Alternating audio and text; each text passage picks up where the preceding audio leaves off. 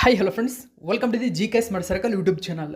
ಈಗ ನಾವು ಜೂನ್ 2024ನೇ ಸಾಲಿನ ಪ್ರಮುಖ ಪ್ರಚಲಿತ ಘಟನೆಗಳನ್ನು ಕುರಿತು ಚರ್ಚೆ ಮಾಡೋಣ.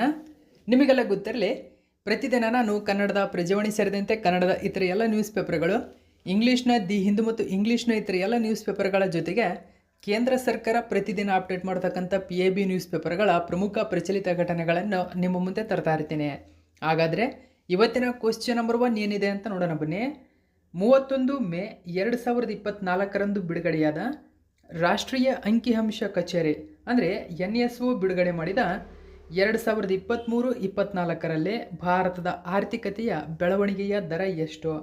ಸರಿಯಾಗಿರ್ತಕ್ಕಂಥ ಉತ್ತರ ನೋಡಿ 8.2%.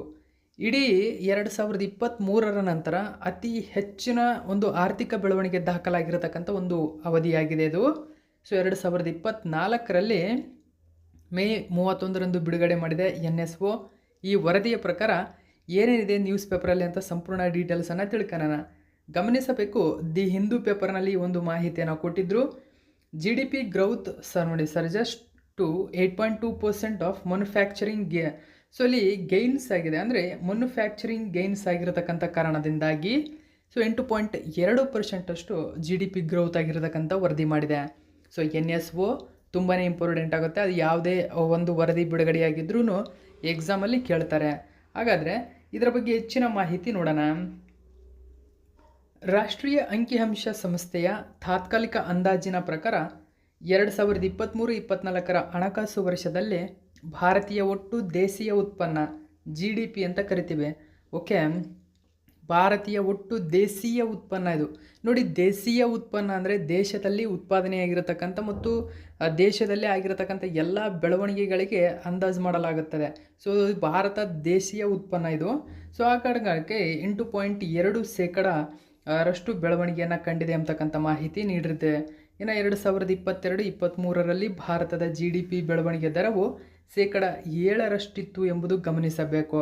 ನೋಡಿ, 2023-24ರಲ್ಲಿ ಭಾರತದ ಒಟ್ಟು ದೇಶೀಯ ಉತ್ಪನ್ನ 8.2% ಇದ್ದರೆ 2022-23ರಲ್ಲಿ 7%ರಷ್ಟಿತ್ತು. ಇನ್ನು 1960-61ರಿಂದ ಇದು 9ನೇ ಬಾರಿಗೆ ಭಾರತೀಯ GDP ಆರ್ಥಿಕ ವರ್ಷದಲ್ಲಿ 8% ಅಥವಾ ಅದಕ್ಕಿಂತ ಹೆಚ್ಚು ಬೆಳವಣಿಗೆಯಾಗಿದೆ. ಸೊ 8 ಬಾರಿಗೆ ಗಮನಿಸಬೇಕು ನೀವಿಲ್ಲಿ. ಸೊ ಈ ಹಿಂದೆ ಆಲ್ರೆಡಿ 7 ಬಾರಿ 8 ಒಂದು GDP ಗ್ರೌತ್ ರೇಟ್ ದಾಖಲೆಯಾಗಿ ಏರಿಕೆಯಾಗಿದೆ. ಸೊ ಇದು 8ನೇ ಬಾರಿಯಾಗಿದೆ ಅಂತಕ್ಕಂಥದ್ದು ಕೂಡ ಗಮನಿಸಬೇಕು.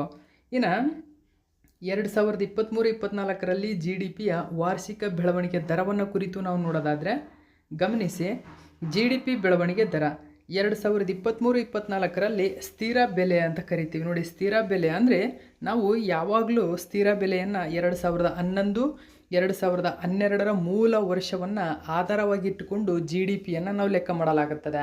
GDP ಅಂತಂದರೆ ನೋಡಿ, ಆ ವರ್ಷದಲ್ಲಿ ಅಂದರೆ ಒಂದು ವರ್ಷದ ಅವಧಿಯಲ್ಲಿ ದೇಶದಲ್ಲಿ ಉತ್ಪಾದನೆಯಾಗಿರತಕ್ಕಂಥ ಎಲ್ಲ ಸರಕು ಮತ್ತು ಸೇವೆಗಳ ಒಟ್ಟು ಮೌಲ್ಯ ಅಂತ ಕರಿತೀವಿ ಇದನ್ನು GDP. ಓಕೆ, ಸೊ ಈ ಒಂದು ವಲಯದಲ್ಲಿ ನೈಜ GDPಯನ್ನು ನಾವು 2011-12ರ ಮೂಲಕ ಲೆಕ್ಕ ಮಾಡುತ್ತೇವೆ. ಸೊ ಈ GDP ಅಥವಾ ಇದನ್ನು ಈ ವರ್ಷ 173.82 ಲಕ್ಷ ಕೋಟಿ ರೂಪಾಯಿ ಎಂದು ಅಂದಾಜು ಮಾಡಿದೆ. ಈ ಒಂದು ಪಾಯಿಂಟ್ ಇಂಪಾರ್ಟೆಂಟ್ ಆಗುತ್ತೆ ನೋಡಿ. 173.82 ಲಕ್ಷ ಕೋಟಿ ರೂಪಾಯಿ ಈ ವರ್ಷ GDP ಸಂಗ್ರಹವಾಗಿದೆ. ಇನ್ನು 2022-23ರಲ್ಲಿ 8.2% ಬೆಳವಣಿಗೆಯನ್ನು ತೋರುತ್ತದೆ ಅಂತಕ್ಕಂಥ ಮಾಹಿತಿ ವರದಿ ಮಾಡಿದೆ. ಇನ್ನು 2023-24ರಲ್ಲಿ ಮಾರುಕಟ್ಟೆ ಬೆಲೆಯಲ್ಲೇ ಗಮನಿಸಬೇಕು, ಮಾರುಕಟ್ಟೆ ಬೆಲೆಯಲ್ಲಿ ನಾಮಮಾತ್ರದ GDP, ನಾಮಿನಲ್ GDP ಅಂತ ಕರಿತೇವೆ ನೋಡಿ. ನೈಜ GDP ಬೇರೆ, ನಾಮಿನಲ್ GDP ಬೇರೆ. ಈ ನಾಮಿನಲ್ GDP ಟೋಟಲ್ ಆಗಿ 295.36 ಲಕ್ಷ ಕೋಟಿ ಎಂದು ಅಂದಾಜು ಮಾಡಿದೆ. ನಾಮಿನಲ್ GDP ಅಂದರೆ ಆ ವರ್ಷದಲ್ಲಿ ಆಗಿರತಕ್ಕಂಥ ಎಲ್ಲ ಸರಕು ಮತ್ತು ಸೇವೆಗಳ ಒಟ್ಟು ಮೌಲ್ಯ ಅದು. ಓಕೆ, 2022-23ಕ್ಕೆ ಹೋಲಿಸಿದರೆ 9.6% ಬೆಳವಣಿಗೆ ದರವನ್ನು ದಾಖಲು ಮಾಡಿದೆ. ನೋಡಿ, ನಾಮಿನಲ್ GDP ಟೋಟಲ್ ಆಗಿ 9.6% GDP ಬೆಳವಣಿಗೆ ದಾಖಲು ಮಾಡಿದೆ. ಗಮನಿಸಬೇಕು, ಎಲ್ಲ ಪಾಯಿಂಟ್ಗಳು ಇಂಪಾರ್ಟೆಂಟ್ ಆಗುತ್ತೆ. ಇನ್ನು 2023-24ರಲ್ಲಿ GVAಯ ಸಂಯೋಜನೆ ಮತ್ತು ವಲಯವಾರು ಬೆಳವಣಿಗೆ ದರವನ್ನು ಕುರಿತು ನಾವು ನೋಡೋದಾದರೆ ಇಲ್ಲಿ 3 ವಲಯಗಳು ಕಂಡುಬರುತ್ತವೆ. ಒಂದನೇದಾಗಿ ಪ್ರಾಥಮಿಕ ವಲಯ ನಿಮಗೆ ಗೊತ್ತಿರ್ಬೋದು. ಪ್ರಾಥಮಿಕ ವಲಯ ಅಂತಂದರೆ ಅದು ಕೃಷಿ, ಜಾನುವಾರು, ಅರಣ್ಯ ಮತ್ತು ಮೀನುಗಾರಿಕೆ ಮತ್ತು ಗಣಿಗಾರಿಕೆ, ಕಲ್ಲು ಗಣಿಗಾರಿಕೆ ಇವೆಲ್ಲವೂ ಕೂಡ ಪ್ರಾಥಮಿಕ ವಲಯದಲ್ಲಿ ಕಂಡುಬರುತ್ತದೆ. ಓಕೆ, ಸೊ ಈ ವಲಯ ಮತ್ತು ಸೆಕೆಂಡರಿ ಅಥವಾ ದ್ವಿತೀಯ ವಲಯ ಇದು ಕೈಗಾರಿಕೆಗೆ ಸಂಬಂಧಪಟ್ಟಂಥ ಒಂದು ವಲಯವಾಗಿದೆ. ಪ್ರಾಥಮಿಕ ವಲಯ ಕೃಷಿ ವಲಯ, ದ್ವಿತೀಯ ವಲಯ ಒಂದು ಕೈಗಾರಿಕಾ ವಲಯ, ತೃತೀಯ ವಲಯ ಸೇವಾ ವಲಯ. ಇಲ್ಲಿ ಸೆಕೆಂಡರಿ ವಲಯ ಅಂದರೆ ಇವೆಲ್ಲವೂ ಕೂಡ ಕೈಗಾರಿಕೆಗೆ ಸಂಬಂಧಪಟ್ಟಿರತಕ್ಕಂಥದ್ದು. ಅಂದರೆ ಉತ್ಪಾದನೆ ಆಗಿರ್ಬೋದು, ಅಂದರೆ ಸೆಕ್ಟರ್ ಉತ್ಪಾದನೆ ಆಗಿರ್ಬೋದು, ವಿದ್ಯುತ್ ಆಗಿರ್ಬೋದು, ಅನಿಲ, ನೀರು ಸರಬರಾಜು, ಇತರೆ ಉಪಯುಕ್ತತೆ ಸೇವೆಗಳು ಮತ್ತು ನಿರ್ಮಾಣವನ್ನು ಒಳಗೊಂಡಿರುತ್ತದೆ ಇದು. ಸೊ ಇವೆಲ್ಲವೂ ಕೂಡ ಕೈಗಾರಿಕೆಗಳಿಗೆ ಮೂಲ ಆಧಾರವನ್ನು ಕೊಡ್ತಕ್ಕಂಥ ಮತ್ತು ಕೈಗಾರಿಕೆಗಳಿಂದ ಭಾರತ ಸರ್ಕಾರಕ್ಕೆ ಬಂದಂಥ ಲಾಭವನ್ನು ವ್ಯಕ್ತಪಡಿಸುತ್ತದೆ. ತೃತೀಯ ವಲಯ ಅಥವಾ ಸೇವಾ ವಲಯ ಇದು ಇಂಡೈರೆಕ್ಟಾಗಿ ಸೇವೆಯನ್ನು ನೀಡ್ತಕ್ಕಂಥದ್ದು. ಈ ಸೇವೆಗೆ ಪ್ರತಿಯಾಗಿ ನಮ್ಮಿಂದ ಒಂದು ಲಾಭವನ್ನು ಮಾಡಿಕೊಂಡಿರ್ತಕ್ಕಂಥದ್ದು. ಸೊ ಇಲ್ಲಿ ವ್ಯಾಪಾರ ಆಗಿರ್ಬೋದು, ಹೋಟೆಲ್ಗಳು, ಸಾರಿಗೆ, ಸಂವಹನ ಮತ್ತು ಪ್ರಸಾರ, ಹಣಕಾಸು, ರಿಯಲ್ ಎಸ್ಟೇಟ್ ಮತ್ತು ವೃತ್ತಿಪರ ಸೇವೆಗಳಿಗೆ ಸಂಬಂಧಿಸಿದ ಸೇವೆಗಳು. ಹಾಗೆಯೇ ಸಾರ್ವಜನಿಕ ಆಡಳಿತ, ನೋಡಿ ಇವೆಲ್ಲ ಪಾಯಿಂಟ್ಗಳು ಇಂಪಾರ್ಟೆಂಟ್ ಆಗುತ್ತೆ. ಸಾರ್ವಜನಿಕ ಆಡಳಿತ, ರಕ್ಷಣೆಯಾಗಿರ್ಬೋದು, ಇತರೆ ಸೇವೆಗಳು. ಇಲ್ಲಿ ನೋಡಿ ಸಾರ್ವಜನಿಕ ಆಡಳಿತ ಮತ್ತು ರಕ್ಷಣೆ ಕೂಡ ಸೇವೆಯ ವಲಯದಲ್ಲಿ ಕಂಡುಬರುತ್ತದೆ ಎಂಬುದನ್ನು ಗಮನಿಸಬೇಕು. ಇನ್ನು 2023-24ರಲ್ಲಿ ದ್ವಿತೀಯ ವಲಯವು ಶೇಕಡ GDPಗೆ 9.7% ಕೊಡುಗೆ ನೀಡಿದರೆ, ಪ್ರಾಥಮಿಕ ವಲಯವು ಶೇಕಡ 2.1% ಕೊಡುಗೆ ನೀಡಿದೆ. ತೃತೀಯ ವಲಯವು ಶೇಕಡ 7.6% ಬೆಳವಣಿಗೆ ನೀಡಿದೆ. ಇಲ್ಲಿ ನೀವು ಗಮನಿಸಬೇಕು, ಎಕ್ಸಾಮಲ್ಲಿ ಈ 3 ವಲಯಗಳಲ್ಲಿ 2023-24 ಅವಧಿಯಲ್ಲಿ ಭಾರತದ ನೈಜ GDPಗೆ ಯಾವುದು ಅತಿ ಹೆಚ್ಚಿನ ಕೊಡುಗೆಯನ್ನು ನೀಡಿದೆ ಅಂತ ಕೇಳಬಹುದು. ಯಾವುದು ಅತಿ ಹೆಚ್ಚಿನ ಕೊಡುಗೆ ನೀಡಿದೆ ಅಂದರೆ ನೀವಿಲ್ಲಿ ಗಮನಿಸಬಹುದು, ದ್ವಿತೀಯ ವಲಯ ಕೈಗಾರಿಕೆ. ನೋಡಿ ಈ ಹಿಂದೆ ಎಲ್ಲ ವಲಯಗಳಲ್ಲೂ ಸೇವಾ ವಲಯ ಅಗ್ರಸ್ಥಾನದಲ್ಲಿರ್ತಿತ್ತು ಸ್ನೇಹಿತರೆ, ಆದರೆ ಇಲ್ಲಿ ದ್ವಿತೀಯ ವಲಯ ಅಗ್ರಸ್ಥಾನದಲ್ಲಿದೆ. ಮೋಸ್ಟ್ ಇಂಪಾರ್ಟೆಂಟು, ಟೋಟಲ್ ಆಗಿ 9.7% ಬೆಳವಣಿಗೆ ಕಂಡಿದೆ. ಭಾರತಕ್ಕೆ ಅತಿ ಹೆಚ್ಚು, ಭಾರತದ GDPಗೆ ಹೆಚ್ಚಿನ ಒಂದು ಲಾಭ ತಂದು ಕೊಟ್ಟಿರ್ತಕ್ಕಂಥ ಒಂದು ವಲಯ ಇದು. ಸೊ ಎಲ್ಲ ಮಾಹಿತಿ ಕೂಡ ಗಮನಿಸಬೇಕು ನೀವು. ನೆಕ್ಸ್ಟ್ ನಾವು 2ನೇ ಕ್ವಶನ್ ಏನಿದೆ ಅಂತ ನೋಡೋಣ. ಅದಾನಿ ಸಮೂಹವು ಇತ್ತೀಚೆಗೆ ಕೆಳಗಿನ ಯಾವ ದೇಶದ ಪ್ರತಿಷ್ಠಿತ ದಾರ್ ಎಸ್ ಸಲಾಂ ಬಂದರನ್ನು 30 ವರ್ಷಗಳವರೆಗೆ ನಿರ್ವಹಿಸಲು ಒಪ್ಪಂದ ಮಾಡಿಕೊಂಡಿದೆ? ನೋಡಿ, ದಾರ್ ಎಸ್ ಸಲಾಂ ಸರಿಯಾದಂಥ ಉತ್ತರ ಆಪ್ಷನ್ ನಂಬರ್ 3 ಸರಿಯಾಗಿದೆ, ತಾಂಜೇನಿಯಾದಲ್ಲಿ ಕಂಡುಬರುತ್ತದೆ ಈ ಒಂದು ಬಂದರು. ಆಲ್ರೆಡಿ ಭಾರತದ ಇನ್ನೊಂದು ಕಂಪನಿಯೊಂದು ಇಸ್ರೇಲ್ನ ಚಬಹಾರ್ ಬಂದರನ್ನು ನಿರ್ವಹಿಸಲು ಒಪ್ಪಂದ ಮಾಡಿಕೊಂಡಿತ್ತು ಅಂತ ಈ ಹಿಂದೆ 1 ತಿಂಗಳ ಹಿಂದೆ ಆಲ್ರೆಡಿ ನಿಮ್ಮ ಮುಂದೆ ಮಾಹಿತಿಯನ್ನು ಕೊಟ್ಟಿದ್ದೀನಿ. ಸೊ ಅದ್ರ ಬಗ್ಗೆಯೂ ಕೂಡ ಕೊಡ್ತೀನಿ. ಚಬಹಾರ್ ಬಂದರಿನ ನಂತರ ಇದೀಗ ಇದೇ ವರ್ಷದಲ್ಲಿ ಇನ್ನೊಂದು ಅಂತಾರಾಷ್ಟ್ರೀಯ ಬಂದರನ್ನು ಭಾರತ ನಿರ್ವಹಿಸಲಿರುವ 2ನೇ ಬಂದರಿದು. ಎಲ್ಲ ಪಾಯಿಂಟ್ಗಳು ಕೂಡ ಇಂಪಾರ್ಟೆಂಟ್ ಆಗುತ್ತೆ. ಹೆಚ್ಚಿನ ಮಾಹಿತಿ ತಿಳ್ಕೊಳ್ಳೋಣ, ಗಮನಿಸಿ. ಅದಾನಿ ಪೋರ್ಟ್ ಏನಿದೆ, ಸೊ ಇಲ್ಲಿ 30 ವರ್ಷಗಳವರೆಗೆ ಇಲ್ಲಿ ಗಮನಿಸಬಹುದು ದಾರ್ ಎಸ್ ಸಲಾಂ ಬಂದರು. ಸೊ ಇದೊಂದು ಅಂತಾರಾಷ್ಟ್ರೀಯ ಬಂದರಾಗಿದೆ. ತಾಂಜೇನಿಯಾದಲ್ಲಿ ಕಂಡುಬರುತ್ತದೆ ಈ ಒಂದು ಪೋರ್ಟು. ಈ ಪೋರ್ಟನ್ನು ಅದಾನಿ ಪೋರ್ಟ್ ಏನಿದೆ, ಸೊ ಅಂದರೆ ಅದಾನಿ ಗ್ರೂಪ್ ಆಫ್ ಒಡೆತನದ ಒಂದು ಪೋರ್ಟ್ಗಳೇನಿದ್ದಾವೆ, ಅಂದರೆ ಅದಾನಿ ಗುಂಪೇನಿದೆ, ಸೊ ಇದು ಭಾರತದಲ್ಲಿ ಅತಿ ಹೆಚ್ಚು ಬಂದರುಗಳನ್ನು ನಿರ್ವಹಿಸ್ತಾ ಇದ್ದಾವೆ. ಓಕೆ, ಸೊ ಎಲ್ಲ ಡೀಟೇಲ್ಸನ್ನು ಕೂಡ ಕೊಡ್ತೀನಿ. ಮಾಹಿತಿ ಏನಿದೆ ಅಂತ ನೀವು ಇಲ್ಲಿ ಗಮನಿಸಬಹುದು. ನೋಡೋಣ. ಗೌತಮ್ ಅದಾನಿ ಒಡೆತನದ ಅದಾನಿ ಸಮೂಹವು ಆಫ್ರಿಕನ್ ದೇಶವಾದ ತಾಂಜೇನಿಯಾ. ನೋಡಿ, ತಾಂಜೇನಿಯಾ ಯಾವ ದೇಶದಲ್ಲಿ, ಯಾವ ಖಂಡದಲ್ಲಿ ಕಂಡುಬರುತ್ತದೆ ಅಂದರೆ ಆಫ್ರಿಕಾ ಕಾಂಟಿನೆಂಟಲ್ಲಿ ಕಂಡುಬರುತ್ತದೆ. ತಾಂಜೇನಿಯಾದಲ್ಲಿ ಇರತಕ್ಕಂಥ ದಾರ್ ಎಸ್ ಸಲಾಂ ಬಂದರನ್ನು 30 ವರ್ಷಗಳ ಗುತ್ತಿಗೆಯನ್ನು ಪಡೆದುಕೊಳ್ಳುವ ಮೂಲಕ ಬಂದರು ವ್ಯವಹಾರವನ್ನು ಪ್ರವೇಶಿಸಿದೆ. ಅಂದರೆ ಅಂತಾರಾಷ್ಟ್ರೀಯ ಬಂದರು ವ್ಯವಹಾರವನ್ನು ಪ್ರವೇಶಿಸಿದೆ. ತಾಂಜೇನಿಯಾ ಬಂದರುಗಳ ಪ್ರಾಧಿಕಾರ ಮತ್ತು ಅದಾನಿ ಪೋರ್ಟ್ ಮತ್ತು ವಿಶೇಷ ಆರ್ಥಿಕ ವಲಯ ಲಿಮಿಟೆಡ್. ನೋಡಿ, ವಿಶೇಷ ಆರ್ಥಿಕ ವಲಯ ಲಿಮಿಟೆಡ್, ಸ್ಪೆಷಲ್ ಎಕನಾಮಿಕ್ ಝೋನ್ ಅಂತ ಕರಿತೀವಿ. ಅಂದರೆ ಈ ಒಂದು ವಿಶೇಷ ಆರ್ಥಿಕ ವಲಯ ಲಿಮಿಟೆಡ್ ಕಂಪನಿ ಯಾವ ಒಂದು ಕಂಪನಿಗೆ ಸಂಬಂಧಪಟ್ಟಿದೆ ಅಂತ ಕೇಳ್ತಾರೆ. ನೋಡಿ, ಇದು ಭಾರತ ಸರ್ಕಾರದ ಒಡೆತನದಲ್ಲಿದ್ದರೂ ಕೂಡ ಸಪ್ರೇಟಾಗಿ ವಿಶೇಷ ಆರ್ಥಿಕ ವಲಯ ಲಿಮಿಟೆಡ್ ಎಂಬತಕ್ಕಂಥ ಒಂದು ಯೋಜನೆಯನ್ನು ಜಾರಿಗೆ ತಂದಿರತಕ್ಕಂಥದ್ದೇ Adani group. So Adani group ಇದರ ಅಂಡರಲ್ಲಿ ತನ್ನ ಎಲ್ಲ ಕಾರ್ಯಗಳನ್ನು ನಿರ್ವಹಿಸುತ್ತದೆ ಎಂಬುದು ಗಮನದಲ್ಲಿರಬೇಕು. ಅದರ ಅಂಗಸಂಸ್ಥೆಯಾಗಿರ್ತಕ್ಕಂಥ Adani International Ports Holding Private Limited ನಡುವೆ ಒಪ್ಪಂದವಾಗಿದೆ. ಅದರ ಜೊತೆಗೆ ಗಮನಿಸಿ, ಇತ್ತೀಚೆಗೆ ಭಾರತೀಯ ಸರ್ಕಾರಿ ಸ್ವಾಮ್ಯದ, ಗಮನಿಸಬೇಕು, ಭಾರತದ ಸರ್ಕಾರಿ ಸ್ವಾಮ್ಯದಲ್ಲಿರ್ತಕ್ಕಂಥ ಇಂಡಿಯನ್ ಪೋರ್ಟ್ಸ್ ಗ್ಲೋಬಲ್ ಲಿಮಿಟೆಡ್, ಗಮನಿಸಿ, ಇಂಡಿಯನ್ ಪೋರ್ಟ್ಸ್ ಗ್ಲೋಬಲ್ ಲಿಮಿಟೆಡ್ ಏನಿದೆ, ಇರಾನ್ನಲ್ಲಿ ಕಂಡುಬರತಕ್ಕಂಥ ಚಹಬಾರ್ ಬಂದರಿನ ಶಾಹಿದ್ ಬೆಹೆಸ್ಟಿ ಟರ್ಮಿನಲನ್ನು ನಿರ್ವಹಿಸಲು 10 ವರ್ಷಗಳವರೆಗೆ ಒಪ್ಪಂದ ಮಾಡಿಕೊಂಡಿತ್ತು. ಸೊ ಇದು ಕೂಡ ಆಲ್ರೆಡಿ ಇದ್ರ ಬಗ್ಗೆ ಮಾಹಿತಿಯನ್ನು ಕೊಟ್ಟಿದ್ದೀನಿ, ಇದು ನೀವು ನೆನಪಿರಬೇಕು. ಇದು ಕೂಡ Indian Ports Global Limited Chabahar ಬಂದರಿನ ನಿರ್ವಹಣೆ ಕಾರ್ಯವನ್ನು ವಹಿಸಿಕೊಂಡಿರ್ತಕ್ಕಂಥದ್ದು. ಓಕೆ, ಇನ್ನು ನಾವು ದಾರ್ ಎಸ್ ಸಲಾಂ ಪೋರ್ಟ್ ಬಗ್ಗೆ ನಾವು ನೋಡೋಣ. ಸೊ ದಾರ್ ಎಸ್ ಸಲಾಂ ಬಂದರು ತಾಂಜಾನಿಯಾದ ಮುಖ್ಯ ಬಂದರು ಆಗಿದೆ ಮತ್ತು ರೈಲು ಮತ್ತು ರಸ್ತೆ ಮೂಲಸೌಕರ್ಯದೊಂದಿಗೆ ಉತ್ತಮ ಸಂಪರ್ಕವನ್ನು ಕೂಡ ಹೊಂದಿದೆ. ಅಷ್ಟಲ್ಲದೆ ಕಂಟೈನರ್ ಟರ್ಮಿನಲ್ 4 ಬರ್ತ್ಗಳನ್ನು ಹೊಂದಿದೆ ಮತ್ತು 1 ಮಿಲಿಯನ್ TEUಗಳ ಸರಕು ನಿರ್ವಹಣೆ ಸಾಮರ್ಥ್ಯವನ್ನು ಹೊಂದಿದೆ. ಸೊ ಇಲ್ಲಿ 1 ಮಿಲಿಯನ್ TEU ಅಂತ ಕರಿತೀವಿ, ಅಂದರೆ ತಾಂಜೇನಿಯನ್ ಕರೆನ್ಸಿ ಇದು. ಸೊ ಈ ಒಂದು ನಿರ್ವಹಣೆ ಸಾಮರ್ಥ್ಯವನ್ನು ಹೊಂದಿರತಕ್ಕಂಥದ್ದನ್ನು ಗಮನಿಸಬಹುದು. ಇನ್ನು ಅದಾನಿ ಕಂಪನಿ ನೋಡಿ, ಭಾರತದಲ್ಲಿ ಹಲವಾರು ರೀತಿಯ ಬಂದರುಗಳನ್ನು ನಿರ್ವಹಿಸ್ತಾ ಇದ್ದಾವೆ. ಅದರಲ್ಲಿ ಒಂದನೇ ಪಾರ್ಟ್ ನೋಡೋದಾದರೆ ಅದಾನಿ ಕಂಪನಿಯು ಭಾರತದ ಪಶ್ಚಿಮ ಕರಾವಳಿಯಲ್ಲಿ, ಗಮನಿಸಬೇಕು, ಭಾರತದ ಪಶ್ಚಿಮ ಕರಾವಳಿಯಲ್ಲೇ 7 ಬಂದರುಗಳ ಮತ್ತು ಟರ್ಮಿನಲ್ಗಳನ್ನು ನಿರ್ವಹಿಸ್ತಾ ಇದೆ. ಅದರಲ್ಲಿ ಒಂದನೇದಾಗಿ ಗುಜರಾತ್, ಇದರಲ್ಲಿ ನೋಡೋದಾದರೆ ಈ ನೋಡಿ ಮುಂದ್ರಾ, ಮೊನ್ನೆ ತನಕ ಇದ್ರ ಬಗ್ಗೆ ಮಾಹಿತಿಯನ್ನು ಕೊಟ್ಟಿದೆ. ಮುಂದ್ರಾ ಪೋರ್ಟ್ ಸುದ್ದಿಯಲ್ಲಿತ್ತು. ಓಕೆ, ಸೊ ಮುಂದ್ರಾ ಪೋರ್ಟು ಮತ್ತು ಗುಜರಾತ್ನಲ್ಲಿ ಕಂಡುಬರತಕ್ಕಂಥ ಟ್ಯೂನಾ ಪೋರ್ಟು ಮತ್ತು ಗುಜರಾತ್ನ ದಹೇಜು ಮತ್ತು ಹಜೀರಾ ಎಂಬತಕ್ಕಂಥ ಪೋರ್ಟ್ಗಳನ್ನು ಗುಜರಾತ್ನಲ್ಲಿ ನಿರ್ವಹಣೆ ಮಾಡ್ತಾ ಇದೆ. ಗೋವಾದಲ್ಲಿರ್ತಕ್ಕಂಥ ನೋಡಿ ಪ್ರಖ್ಯಾತವಾಗಿರ್ತಕ್ಕಂಥ ಮೊರ್ಮಗೋವಾ ಬಂದರನ್ನು ಕೂಡ ಅದಾನಿ ಪೋರ್ಟ್ ನಿರ್ವಹಿಸ್ತಾ ಇದ್ದಾವೆ. ಇನ್ನು ಮಹಾರಾಷ್ಟ್ರದ ದಿಘಿ, ಕೇರಳದ ವಿಜಿಜಿಮ್ ನೋಡಿ, ಇದು ತುಂಬಾ ಪ್ರಚಲಿತದಲ್ಲಿರುತ್ತದೆ ಯಾವಾಗಲೂ, ಕೇರಳದ ವಿಜಿಜಿಮ್ ಅಂತ ಕರಿತೀವಿ.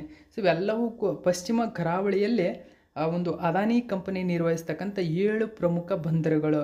ಅದರ ಜೊತೆಗೆ ಪೂರ್ವ ಕರಾವಳಿಯಲ್ಲಿ 8 ಬಂದರುಗಳನ್ನು ಅದಾನಿ ಕಂಪನಿ ನಿರ್ವಹಿಸ್ತದೆ. ಪಶ್ಚಿಮ ಬಂಗಾಳದಲ್ಲಿ ಕಂಡುಬರತಕ್ಕಂಥ, ಗಮನಿಸಬಹುದು, ಆಲ್ಡಿಯಾ ಬಂದರು. ಸೊ ಇವೆಲ್ಲ ದೊಡ್ಡ ದೊಡ್ಡ ಬಂದರುಗಳು, ಇವೆಲ್ಲವನ್ನೂ ಕೂಡ ಅದಾನಿ ಪೋರ್ಟ್ ನಿರ್ವಹಿಸ್ತಾ ಇದೆ. ಪಶ್ಚಿಮ ಬಂಗಾಳದ ಆಲ್ಡಿಯಾ ಆಗಿರ್ಬೋದು, ಒಡಿಸ್ಸಾದಲ್ಲಿ ಕಂಡುಬರತಕ್ಕಂಥ ಧಾಮ್ರಾ ಮತ್ತು ಗೋಪಾಲಪುರ, ಆಂಧ್ರ ಪ್ರದೇಶದ ಗಂಗಾವರಂ ಮತ್ತು ಕೃಷ್ಣಪಟ್ಟಣಂ, ತಮಿಳುನಾಡಿನ ಕಟ್ಟುಪಲ್ಲಿ ಮತ್ತು ಎನ್ನೂರು, ಪುದುಚೇರಿಯ ಕರೈಕಲ್, ಇವೆಲ್ಲವನ್ನು ಕೂಡ ಅದಾನಿ ಪೋರ್ಟ್ ನಿರ್ವಹಿಸುತ್ತದೆ. ಇನ್ನು ಅದಾನಿ ಅಂತಾರಾಷ್ಟ್ರೀಯ ಬಂದರುಗಳನ್ನು ಕೂಡ ನಿರ್ವಹಿಸುತ್ತದೆ. ಅಂತಾರಾಷ್ಟ್ರೀಯ ಬಂದರುಗಳು ದಾರ್ ಎಸ್ ಸಲಾಂ ಬಂದರನ್ನು ಹೊರತುಪಡಿಸಿ ಕಂಪನಿ ಇಸ್ರೇಲ್ನಲ್ಲಿ ಹೈಫಾ ಬಂದರನ್ನು ಹೊಂದಿದೆ. ಶ್ರೀಲಂಕಾದಲ್ಲಿ ಕೊಲಂಬೋದಲ್ಲಿ ಟ್ರಾನ್ಸ್ಶಿಪ್ಮೆಂಟ್ ಬಂದರನ್ನು ಕೂಡ ಅಭಿವೃದ್ಧಿಪಡಿಸುತ್ತಿದೆ. ಸೊ ಇವು ಅದಾನಿ ಕಂಪನಿ ಅಂತಾರಾಷ್ಟ್ರೀಯ ಮಟ್ಟದಲ್ಲಿ ಒಂದು ನಿರ್ವಹಿಸ್ತಿರುವ ಬಂದರುಗಳು. ಗಮನಿಸಿ, ತಾಂಜಾನಿಯಾದ ದಾರ್ ಎಸ್ ಸಲಾಂ, ಇಸ್ರೇಲ್ನ ಹೈಫಾ ಬಂದರು ನೋಡಿ, ಹೈಫಾ ಬಂದರು ತುಂಬಾ ಪ್ರಚಲಿತದಲ್ಲಿರುತ್ತದೆ ಯಾವಾಗಲೂ. ಇದು ಹೈಫಾ ಬಂದರು, ಶ್ರೀಲಂಕಾದಲ್ಲಿ ಕೊಲಂಬೋದಲ್ಲಿ ಟ್ರಾನ್ಸ್ಶಿಪ್ಮೆಂಟ್ ಬಂದರು, ಇವೆಲ್ಲವನ್ನೂ ಕೂಡ ಈ 3 ಬಂದರು ಅಂತಾರಾಷ್ಟ್ರೀಯ ಮಟ್ಟದಲ್ಲಿ ಅದಾನಿ ಗ್ರೂಪ್ ನಿರ್ವಹಿಸುತ್ತದೆ. ನೆಕ್ಸ್ಟ್ 3ನೇ ಕ್ವಶನ್ ನೋಡಿ, ಆರೋಗ್ಯ ಪ್ರಚಾರಕ್ಕಾಗಿ ವಿಶ್ವ ಆರೋಗ್ಯ ಸಂಸ್ಥೆ WHO world health organisation 2024 Nelson Mandela ಪ್ರಶಸ್ತಿಯನ್ನು ಯಾವ ಭಾರತೀಯ ಸಂಸ್ಥೆಗೆ ನೀಡಲಾಗಿದೆ? ಸೊ ಸರಿಯಾಗಿರತಕ್ಕಂಥ ಉತ್ತರ ನಿಮಾನ್ಸ್ ವೈದ್ಯಕೀಯ ಸಂಸ್ಥೆ. ಕರ್ನಾಟಕದ ಬೆಂಗಳೂರಿನಲ್ಲಿ ಕೇಂದ್ರ ಕಚೇರಿಯನ್ನು ಹೊಂದಿರತಕ್ಕಂಥ ನಿಮಾನ್ಸ್ ಏನಿದೆ 2024 WHO ನೆಲ್ಸನ್ ಮಂಡೇಲಾ ಪ್ರಶಸ್ತಿಯನ್ನು ಪಡೆದುಕೊಂಡಿದೆ. ನೋಡಿ, ನೆಲ್ಸನ್ ಮಂಡೇಲಾ ಪ್ರಶಸ್ತಿಯನ್ನು WHO ಪ್ರತಿ ವರ್ಷ ಯಾವುದಕ್ಕಾಗಿ ನೀಡುತ್ತದೆ ಅಂತ ಕೇಳಿದ್ರೆ ಆರೋಗ್ಯ ಪ್ರಚಾರಕ್ಕಾಗಿ. ಸೊ ಈ ಒಂದು ಪ್ರಶಸ್ತಿಯನ್ನು ಪಡೆದುಕೊಂಡಿದೆ. NIMHANS receives WHO Nelson Mandela award for health promotion 2024. ನೋಡಿ, ಹೆಲ್ತ್ ಪ್ರಮೋಷನ್ಗಾಗಿ ಈ ಒಂದು ಪ್ರಶಸ್ತಿಯನ್ನು ಪಡೆದುಕೊಂಡಿದೆ. ಈ ಒಂದು ಮಾಹಿತಿ ಕೂಡ ನ್ಯೂಸ್ ಪೇಪರಲ್ಲಿ ಕೊಟ್ಟಿದ್ದರು. ಬೆಂಗಳೂರಿನಲ್ಲಿರುವ national institute of mental health and neuro sciences ಅಂತ ಕರಿತೀವಿ. ಸೊ ಈ ಒಂದು ಸಂಸ್ಥೆಗೆ ಪ್ರಶಸ್ತಿಯನ್ನು ನೀಡಲಾಗಿದೆ. ಜೊತೆಗೆ 2024 ಪ್ರಶಸ್ತಿಯನ್ನು national institute for mental health of neuro science Bharat ಮತ್ತು ಬೋಟ್ಸ್ವಾನಾದ ಪ್ರೊಫೆಸರ್ ಬೋಟ್ಲ್ ಹೆಂಬೋಗ್ವೆ ಜಂಟಿಯಾಗಿ ನೀಡಲಾಗಿದೆ. ಸೊ ಇವರಿಬ್ಬರಿಗೂ ಕೂಡ ಈ ಪ್ರಶಸ್ತಿಯನ್ನು ಜಂಟಿಯಾಗಿ ನೀಡಲಾಗಿದೆ. ಸೊ ವಿಶ್ವ ಆರೋಗ್ಯ ಸಂಸ್ಥೆ ಬಗ್ಗೆ ನಾವು ನೋಡೋದಾದರೆ ಇದು ವಿಶ್ವಸಂಸ್ಥೆಯ ವಿಶೇಷ ಸಂಸ್ಥೆಯಾಗಿದೆ. ವಿಶ್ವದ ಎಲ್ಲರಿಗೂ ಉತ್ತಮ ಆರೋಗ್ಯವನ್ನು ಸಾಧಿಸಲು ಕೆಲಸ ಮಾಡುತ್ತದೆ. ಸ್ಥಾಪನೆಯಾಗಿರುವುದು ಏಪ್ರಿಲ್ 7, 1948ರಂದು ಸ್ಥಾಪನೆಯಾಗಿದೆ. ಸದಸ್ಯರು ಪ್ರಸ್ತುತ 194 ದೇಶಗಳು. ನೋಡಿ, ಸದಸ್ಯ ದೇಶಗಳು ನೆನಪಿರಬೇಕು ನಿಮಗೆ. 194 ದೇಶಗಳು ಸದಸ್ಯರಿದ್ದಾರೆ, 2 ಸಹಾಯಕ ಸದಸ್ಯರು. ನೋಡಿ, ಟೋಟಲ್ ಆಗಿ 194 ಸದಸ್ಯರು. ಅಂದರೆ ಇಡೀ ಇರತಕ್ಕಂಥ ಎಲ್ಲ ಆರ್ಗನೈಜೇಷನ್ಗಳಲ್ಲಿ ಅತಿ ಹೆಚ್ಚಿನ ಸದಸ್ಯರನ್ನು ಹೊಂದಿರತಕ್ಕಂಥ ಒಂದು ಸಂಸ್ಥೆ ಅಂದರೆ ಅದು ವಿಶ್ವ ಆರೋಗ್ಯ ಸಂಸ್ಥೆ. ಟೋಟಲ್ ಆಗಿ 194 ಸದಸ್ಯರುಗಳನ್ನು ಹೊಂದಿದೆ. 2 ಉಪ ಅಥವಾ ಸಹಾಯಕ ಸದಸ್ಯರಿದ್ದಾರೆ. WHO ಪ್ರಸ್ತುತ ಮಹಾನಿರ್ದೇಶಕರು ಡಾಕ್ಟರ್ ಟೆಡ್ರೋಸ್ ಅಧನೋಮ್ ಘೇಬ್ರಿಯಾಸಿಸ್. 2017ರಿಂದ ಇವರೇ ಇದ್ದಾರೆ. ಪ್ರಧಾನ ಕಚೇರಿ ಸ್ವಿಟ್ಜರ್ಲೆಂಡಿನ ಜಿನೇವಾದಲ್ಲಿ ಪ್ರಧಾನ ಕಚೇರಿಯನ್ನು ಹೊಂದಿದೆ. ಪ್ರತಿ ವರ್ಷ ನಾವು WHO ಸಂಸ್ಥಾಪನಾ ದಿನವಾದ ಏಪ್ರಿಲ್ 7 ವಿಶ್ವ ಆರೋಗ್ಯ ದಿನವೆಂದು ಆಚರಿಸುತ್ತೇವೆ. ಇನ್ನು ನಾವು 4ನೇ ಕ್ವಶನ್ ನೋಡೋಣ. 2024ರ ಟೈಮ್ಸ್ ಮ್ಯಾಗಝಿನ್ ಗ್ಲೋಬಲ್ 100 ಅತ್ಯಂತ ಪ್ರಭಾವಶಾಲಿ ಕಂಪನಿಗಳಲ್ಲೇ 3 ಭಾರತೀಯ ಕಂಪನಿಗಳನ್ನು ಸೇರಿಸಲಾಗಿದೆ. ಹಾಗಾದರೆ ಕೆಳಗಿನ ಯಾವ ಒಂದು ಕಂಪನಿ ಇದಕ್ಕೆ ಸೇರ್ಪಡೆಗೊಂಡಿಲ್ಲ? 3 ಕಂಪನಿಗಳು ಸೇರ್ಪಡೆಗೊಂಡಿವೆ. ಒಂದು ಸೇರ್ಪಡೆಗೊಳ್ಳಲಿರ್ತಕ್ಕಂಥದ್ದು ಅದಾನಿ ಗ್ರೂಪ್ ಆಫ್ ಇಂಡಸ್ಟ್ರೀಸ್, ಇದು ಸೇರ್ಪಡೆಗೊಂಡಿಲ್ಲ. ಉಳಿದಂತೆ Reliance industries limited, Tata group, ಇನ್ನು ಸೀರಮ್ ಇನ್ಸ್ಟಿಟ್ಯೂಟ್ ಆಫ್ ಇಂಡಿಯಾ, ಈ 3 ಕಂಪನಿಗಳು ಈ ವರ್ಷ ವಿಶ್ವದ ಅತ್ಯಂತ 100 ಪ್ರಭಾವಿ ಸಂಸ್ಥೆಗಳಲ್ಲಿ ಸ್ಥಾನ ಪಡೆದಿರತಕ್ಕಂಥದ್ದು. ಸ್ಥಾನ ಪಡೆದಿರುವ ಭಾರತದ 3 ಕಂಪನಿಗಳು, ಇದು ಕೂಡ ಗಮನಿಸಬೇಕು. ನೋಡಿ, Reliance, Tata on Times list of world's 100 most influential companies 2024 ಲೀಸ್ಟಲ್ಲಿ ಸೇರಿಕೊಂಡಿದೆ. ಗಮನಿಸಿ, 3 ಭಾರತೀಯ ಕಂಪನಿಗಳು ಅಂತ ಹೇಳಿದೆ. ಸೊ RIL ಆಗಿರ್ಬೋದು, ಟಾಟಾ ಗ್ರೂಪ್ ಮತ್ತು serum institute of India. So ಇವು ವಾರ್ಷಿಕ ಟೈಮ್ಸ್ ಮ್ಯಾಗಝಿನ್ ಗ್ಲೋಬಲ್ 2024ರ ಅತ್ಯಂತ ಪ್ರಭಾವಶಾಲಿ 100 ಕಂಪನಿಗಳಲ್ಲಿ ಸೇರಿವೆ. ಗಮನಿಸಿ, Reliance industries, Tata group, serum institute of India, ಈ 3 ಕಂಪನಿಗಳೆಂಬುದು ಗಮನಿಸಬೇಕು. ವಾರ್ಷಿಕ ಟೈಮ್ಸ್ ಮ್ಯಾಗಝಿನ್ ಗ್ಲೋಬಲ್ 100 ಅತ್ಯಂತ ಪ್ರಭಾವಶಾಲಿ ಕಂಪನಿಗಳ 4ನೇ ಆವೃತ್ತಿ ಇದು. ಮೊದಲ ಆವೃತ್ತಿ ಅಮೆರಿಕನ್ ಟೈಮ್ಸ್ ನಿಯತಕಾಲಿಕೆಯು 2021ರಲ್ಲಿ ಪ್ರಕಟಿಸಿತ್ತು. ಮುಖೇಶ್ ಅಂಬಾನಿ ಅಧ್ಯಕ್ಷ ಮತ್ತು ವ್ಯವಸ್ಥಾಪಕ ನಿರ್ದೇಶಕ, ಏಷ್ಯಾದ ಅತ್ಯಂತ ಶ್ರೀಮಂತ ವ್ಯಕ್ತಿಯೂ ಆಗಿದ್ದಾರೆ. 13ನೇ ವರುಣ್ ಜಾಗತಿಕ ಶ್ರೀಮಂತರ ಪಟ್ಟಿಯಲ್ಲಿ 10ನೇ ಸ್ಥಾನದಲ್ಲಿದ್ದಾರೆ. ಅಷ್ಟೇ ಅಲ್ಲದೆ ರಿಲಯನ್ಸ್ ಇಂಡಸ್ಟ್ರಿ ಲಿಮಿಟೆಡ್ ಏನಿದೆ, ಗುಜರಾತ್ನ ಜಾಮ್ನಗರದಲ್ಲಿ ವಿಶ್ವದ ಅತಿದೊಡ್ಡ ಏಕಸ್ಥಳ ತೈಲ ಸಂಸ್ಕರಣಾಗಾರವನ್ನು ಹೊಂದಿದೆ ಮತ್ತು ನಿರ್ವಹಿಸ್ತಾ ಇದೆ. ಇದು ಕೂಡ ಕರೆಂಟ್ ಅಫೇರ್ಸೇ. ಸೊ ಇದರ ಬಗ್ಗೆ ಹೆಚ್ಚಿನ ಮಾಹಿತಿ ಕೂಡ ಬಂದಿತ್ತು ಎಂಬುದು ಗಮನದಲ್ಲಿರಲಿ ನಿಮಗೆ. ಏಕಸ್ಥಳ ತೈಲ ಸಂಸ್ಕರಣಾಗಾರ, ಸೊ ಗುಜರಾತ್ನ ಜಾಮ್ನಗರದಲ್ಲಿದೆ. ರೈಲ್ ಇದನ್ನು ನಿರ್ವಹಿಸ್ತಾ ಇದೆ. ಇನ್ನು ಟಾಟಾ ಸ್ಟೀಲ್ ಏನಿದೆ, 1907ರಲ್ಲಿ ಜಾರ್ಖಂಡ್ನ ಜಮ್ಶೆಡ್ಪುರದಲ್ಲೇ ಭಾರತದ ಮೊಟ್ಟ ಮೊದಲ ಆಧುನಿಕ ಉಕ್ಕಿನ ಕಾರ್ಖಾನೆಯನ್ನು ಕೂಡ ತೆರೆದಿತ್ತು. ಓಕೆ, ಸೊ ಆಧುನಿಕ ಉಕ್ಕಿನ ಕಾರ್ಖಾನೆ. ಟಾಟಾ ಮೋಟಾರ್ಸ್ ಏನಿದೆ, ಭಾರತದಲ್ಲೇ ಭಾರತೀಯ ಕಂಪನಿಯಿಂದ ತಯಾರಿಸಿದ ಮೊದಲ ಕಾರನ್ನು ವಿನ್ಯಾಸಗೊಳಿಸಿದ ಮತ್ತು ಉತ್ಪಾದಿಸಿದ ಮೊದಲ ಕಂಪನಿ. ಆ ಕಾರಿನ ಹೆಸರು ಇಂಡಿಕಾ ಕಾರ್. ಓಕೆ, 5ನೇ ಕ್ವಶನ್ ನೋಡೋಣ. ಇತ್ತೀಚೆಗೆ ಸುದ್ದಿಯಲ್ಲಿರುವ ಪುರಾಣ ಕಿಲಾ ಕೋಟೆ ಅಥವಾ ಪುರಾಣ ಕಿಲಾ ಕೋಟೆ ಭಾರತದ ಕೆಳಗಿನ ಯಾವ ಪ್ರದೇಶದಲ್ಲಿ ಕಂಡುಬರುತ್ತದೆ? ಸರಿಯಾದಂಥ ಉತ್ತರ ನವದೆಹಲಿ. ಇಂದಿನ ಹೆಸರು ಇಂದ್ರಪ್ರಸ್ಥ ಅಂತ ಕರೀತಾ ಇದ್ರು. ನೋಡಿ, ನವದೆಹಲಿಯಲ್ಲಿ ಕಂಡುಬರತಕ್ಕಂಥ ಇದನ್ನು ಯಾರು ನಿರ್ಮಾಣ ಮಾಡ್ತಾರೆ ಅಂತ ಕೇಳಿದರೆ, ಸೊ ಶೇರ್ ಶಾ ಸೂರಿ ಇದನ್ನು ನಿರ್ಮಾಣ ಮಾಡ್ತಾನೆ. ಸೊ ಇದನ್ನು ಹೆಚ್ಚಿಗೆ ಅಭಿವೃದ್ಧಿಪಡಿಸಿದವರು ಮಾತ್ರ ಹುಮಾಯೂನ್. ಸೊ ಹುಮಾಯೂನ್ ತನ್ನ ಗ್ರಂಥವಾಗಿ ಕೂಡ ಇದನ್ನು ನಿರ್ಮಾಣ ಮಾಡಿಕೊಳ್ತಾನೆ. ಯಾಕೆ ಸುದ್ದಿಯಲ್ಲಿದೆ ಇದೀಗ ಅಂತಂದರೆ, ಸೊ ಇಲ್ಲಿ ಇಂದ್ರಪ್ರಸ್ಥ ಸಂಬಂಧಪಟ್ಟಂತೆ ಮಹಾಭಾರತ ಅನೇಕ ಕುರುಹುಗಳು, ಮಡಿಕೆಗಳು ಅಲ್ಲಿ ಆ ಒಳಗಡೆ ಸಿಕ್ಕಿರತಕ್ಕಂಥದ್ದು. ಸೊ ಆ ಕಾರಣಕ್ಕಾಗಿ ಇಂದ್ರಪ್ರಸ್ಥದ ಮೂಲ ನೆಲೆ ಈ ಒಂದು ಪುರಾಣ ಕಿಲಾ ಎಂಬತಕ್ಕಂಥದ್ದು ಇದೀಗ ದೃಢಪಡಿಸ್ತಕ್ಕಂಥ ಒಂದು ನಿರ್ಧಾರದಲ್ಲಿದೆ. ಸೊ ಆ ಕಾರಣಕ್ಕಾಗಿ ಪ್ರಚಲಿತದಲ್ಲಿರತಕ್ಕಂಥದ್ದು ಗಮನಿಸಬಹುದು. ಇಂಡಿಯನ್ ಎಕ್ಸ್ಪ್ರೆಸ್ ಪೇಪರ್ನಲ್ಲಿ ಒಂದು ಮಾಹಿತಿಯನ್ನು ಕೊಟ್ಟಿದ್ದರು.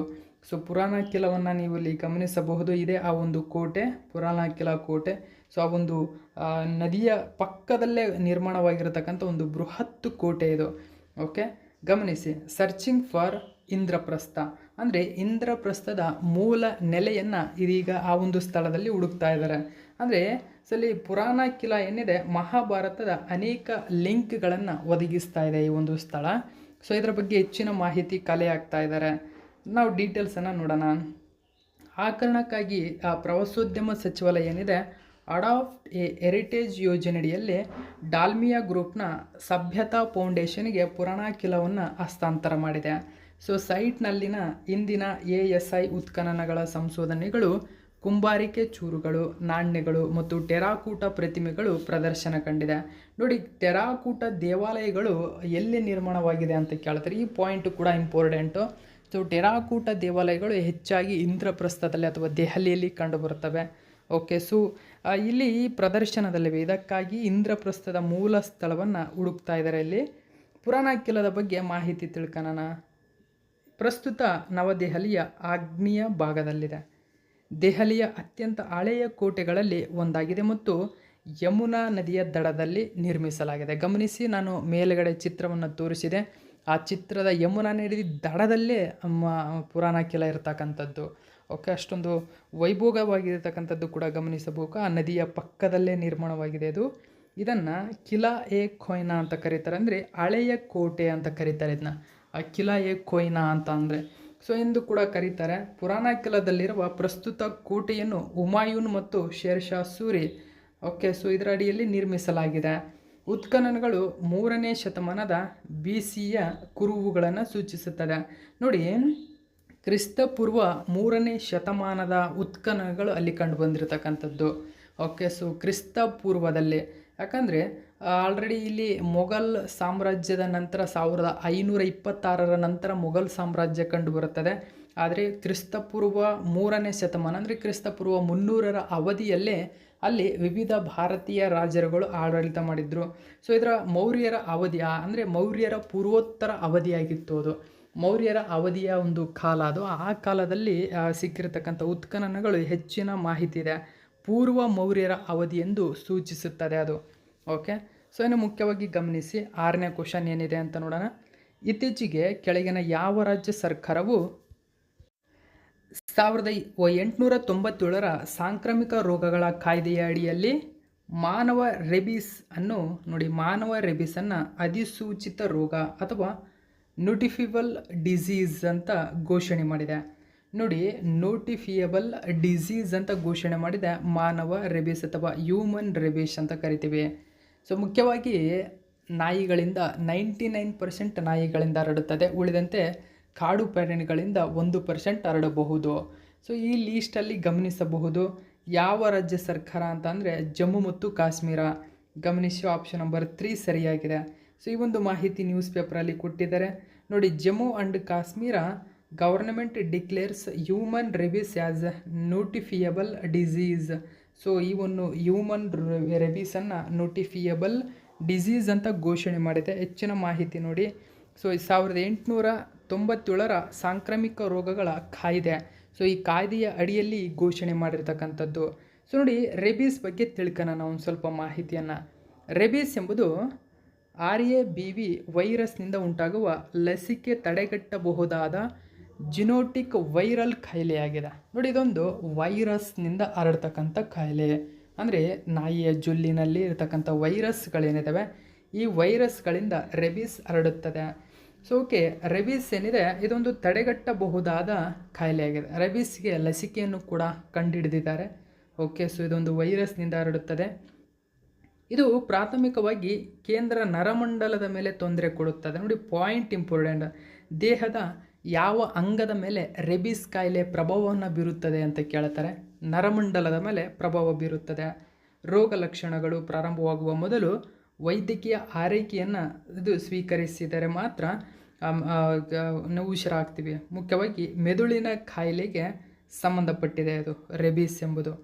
ರೆಬೀಸ್ ಅಂಟಾರ್ಟಿಕಾವನ್ನು ಹೊರತುಪಡಿಸಿದೆ. ಗಮನಿಸಬೇಕು ಸ್ನೇಹಿತರೆ, ಅಂಟಾರ್ಟಿಕಾ ರೆಬೀಸ್ ರೋಗ ಅಂಟಾರ್ಟಿಕಾವನ್ನು ಹೊರತುಪಡಿಸಿ ಎಲ್ಲ ಖಂಡಗಳಲ್ಲೂ ಕಂಡುಬರುತ್ತದೆ. 95%ಗಿಂತ ಹೆಚ್ಚು ಮಾನವ ಸಾವುಗಳು ಏಷ್ಯಾ ಮತ್ತು ಆಫ್ರಿಕಾದಲ್ಲಿ ಸಂಭವಿಸುತ್ತವೆ. ಸೊ NTD ಅಂದರೆ ಇದು ನಿರ್ಲಕ್ಷಿತ ಉಷ್ಣವಲಯದ ಕಾಯಿಲೆಗಳಲ್ಲಿ ಕಂಡುಬಂದಿದೆ. ಸೊ ಇದನ್ನು ಮುಖ್ಯವಾಗಿ WHO ಕೂಡ ಗುರುತಿಸಿದೆ. ನೆಕ್ಸ್ಟ್ ನಾವು 7ನೇ ಕ್ವಶನ್ ಏನಿದೆ ಅಂತ ನೋಡೋಣ. ಕೆಳಗಿನ ಯಾವ ದೇಶವು 2003ರಲ್ಲಿ ಪ್ರಾರಂಭವಾದ ನಂತರ ಮೊದಲ ಬಾರಿಗೆ 2024-25ರ ಕೊಲಂಬೋ ಪ್ರಕ್ರಿಯೆ, ನೋಡಿ ಕೊಲಂಬೋ ಪ್ರೋಸೆಸ್ ಅಂತ ಕರಿತೀವಿ, ಕೊಲಂಬೋ ಪ್ರಕ್ರಿಯೆಯ ಅಧ್ಯಕ್ಷತೆಯನ್ನು ವಹಿಸುತ್ತಿದೆ. ನೋಡಿ ಕೊಲಂಬೋ ಪ್ರಕ್ರಿಯೆ ಅಥವಾ ಕೊಲಂಬೋ ಪ್ರೋಸೆಸ್ 2003ರಲ್ಲಿ ಆರಂಭವಾಗಿದೆ. ಈ ಒಂದು ಪ್ರತಿ ವರ್ಷ ನಡೀತಕ್ಕಂಥ ಒಂದು ಸಂಘಟನೆ. ಈ ಸಂಘಟನೆ ಆರಂಭವಾಗಿ 2003, ಅಲ್ಲಿಂದ ಇಲ್ಲಿವರೆಗೂ ಈ ದೇಶವು ಈ ವರ್ಷ ಅಂದರೆ 2024-26ರ ಅವಧಿಯಲ್ಲಿ ಅಧ್ಯಕ್ಷತೆಯನ್ನು ವಹಿಸಿಕೊಳ್ತಾ ಇದೆ. ಗಮನಿಸಬೇಕು 2024ರಿಂದ 26 ಅಂತ. ಸೊ ಓಕೆ, ಈ ಒಂದು ಅವಧಿಯಲ್ಲಿ ಅಧ್ಯಕ್ಷತೆಯನ್ನು ವಹಿಸಿಕೊಳ್ತಾ ಇರತಕ್ಕಂಥದ್ದು ನಮ್ಮ ಭಾರತ ದೇಶ. ಸೊ ಕೊಲಂಬೋ ಪ್ರೋಸೆಸ್ ಬಗ್ಗೆ ಇದೀಗ ತಿಳ್ಕೋಬೇಕು ನೀವು, ಇಂಪಾರ್ಟೆಂಟು. ಏನಿದು ಕೊಲಂಬೋ ಪ್ರೋಸೆಸ್? ಹೆಚ್ಚಿನ ಮಾಹಿತಿಯನ್ನು ನೋಡೋಣ. ದ ಇಂಡಿಯನ್ ಎಕ್ಸ್ಪ್ರೆಸ್ ಪೇಪರ್ನಲ್ಲಿ ಮಾಹಿತಿಯನ್ನು ಕೊಟ್ಟಿದ್ದಾರೆ. India assumes chair of Colombo process for 2024-26. So ಅಲ್ಲಿ ಅಂದರೆ ನೋಡಿ 2003ರಲ್ಲಿ ಪ್ರಾರಂಭವಾದ ನಂತರ ಭಾರತವು ಮೊದಲ ಬಾರಿಗೆ ಕೊಲಂಬೋ ಪ್ರಕ್ರಿಯೆಯ ಅಧ್ಯಕ್ಷರಾಗಿದ್ದಾರೆ. ಸೊ ಓಕೆ, ಹಾಗಾದರೆ ಈ ಕೊಲಂಬೋ ಪ್ರಕ್ರಿಯೆಯ ಬಗ್ಗೆ ಮಾಹಿತಿಯನ್ನು ತಿಳ್ಕೊಳ್ಳೋಣ. ಇದು ಪ್ರಾದೇಶಿಕ ಸಲಹಾ ಪ್ರಕ್ರಿಯೆಯಾಗಿದೆ. ನೋಡಿ ಸಲಹಾ ಪ್ರಕ್ರಿಯೆ ಅಂದರೆ ಪ್ರಾದೇಶಿಕ ಸಲಹಾ ಪ್ರಕ್ರಿಯೆಯಾಗಿದೆ. ಏನು ಸಲಹಾ ಪ್ರಕ್ರಿಯೆ ಇದು? ಏಷ್ಯಾದ ಮೂಲದ ದೇಶಗಳಿಗೆ, ನೋಡಿ ಏಷ್ಯಾ ಮೂಲದ ದೇಶಗಳಿಗೆ ಸಾಗರೋತ್ತರ ಉದ್ಯೋಗ ಮತ್ತು ಗುತ್ತಿಗೆ ಕಾರ್ಮಿಕರ ನಿರ್ವಹಣೆಯ ಕುರಿತು ಸಮಾಲೋಚನೆಗಳಿಗೆ ಪ್ರಮುಖ ವೇದಿಕೆಯಾಗಿದೆ.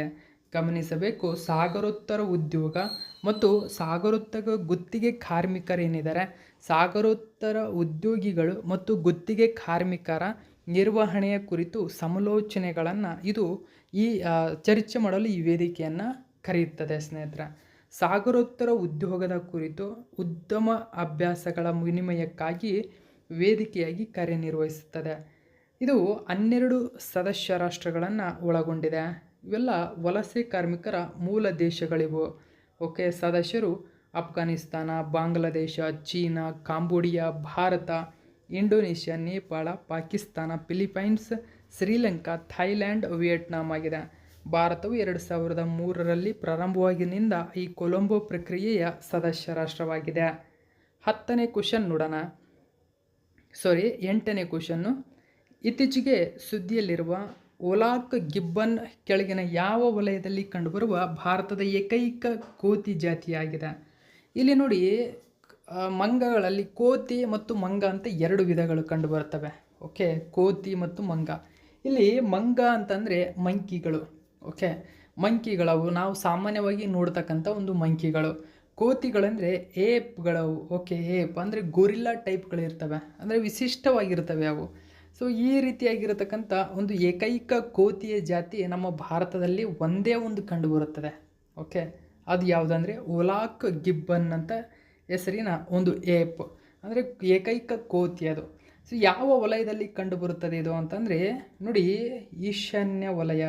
ನಮ್ಮ ಭಾರತದ ಈಶಾನ್ಯ ವಲಯದಲ್ಲಿ ಮಾತ್ರನೇ ಕಂಡುಬರತಕ್ಕಂಥ ಈ ಒಂದು ಒಲಾಕ್ ಗಿಬ್ಬನ್ಗೆ ಸೊ ವಿಶಿಷ್ಟವಾಗಿರತಕ್ಕಂಥ ಸರ್ಕಾರ ಯೋಜನೆಯನ್ನು ಕೈಗೊಂಡಿದೆ.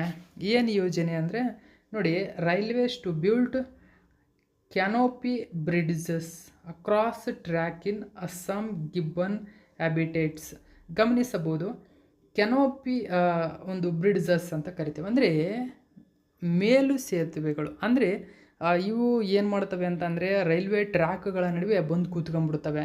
ಸೊ ಇದನ್ನು ತಪ್ಪಿಸುವ ಉದ್ದೇಶದಿಂದಾಗಿ ಭಾರತ ಸರ್ಕಾರ ಇದೀಗ ಅವುಗಳಿಗಾಗಿ ಕ್ಯಾನೋಪಿ ಬ್ರಿಡ್ಜ್ಗಳನ್ನು ನಿರ್ಮಾಣ ಮಾಡ್ತಾ ಇದೆ. ಅಂದರೆ ಮೇಲ್ ಸೇತುವೆಗಳು ಅಂತ ಕರೀತಾರೆ. ಸೊ ಅವರು ಅದರ ಮೇಲೆ ಹೋಗಿ ಕೂತ್ಕೋಬಹುದು.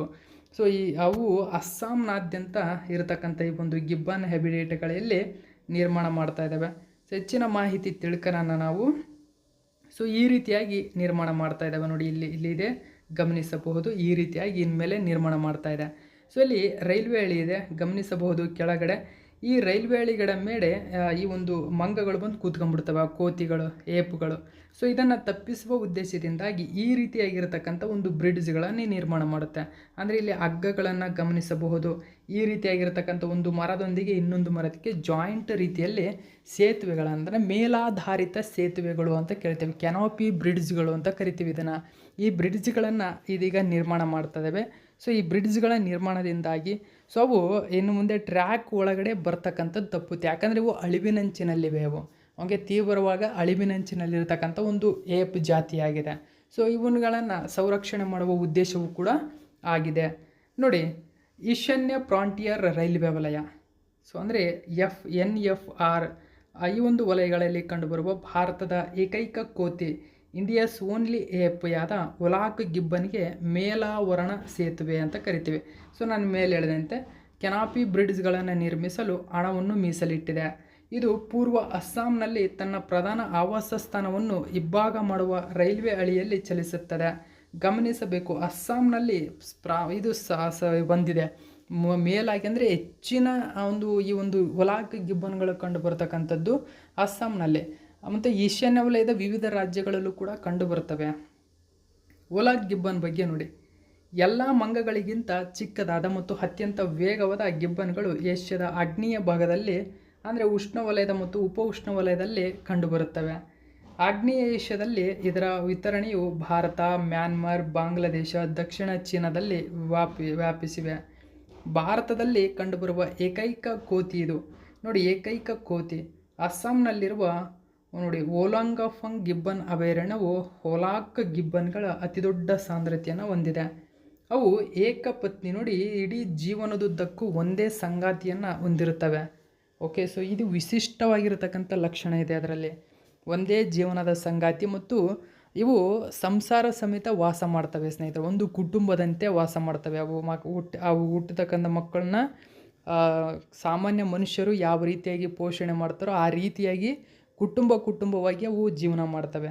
ಸೊ ಇದನ್ನು ಕೂಡ ಗಮನಿಸಬೇಕು. ಸೊ ಒಲಾಕ್ ಗಿಬ್ಬನ್ಗಾಗಿ ಅತಿ ದೊಡ್ಡ ಒಂದು ಅಭಯಾರಣ್ಯ ಇದೆ, ಯಾವುದು?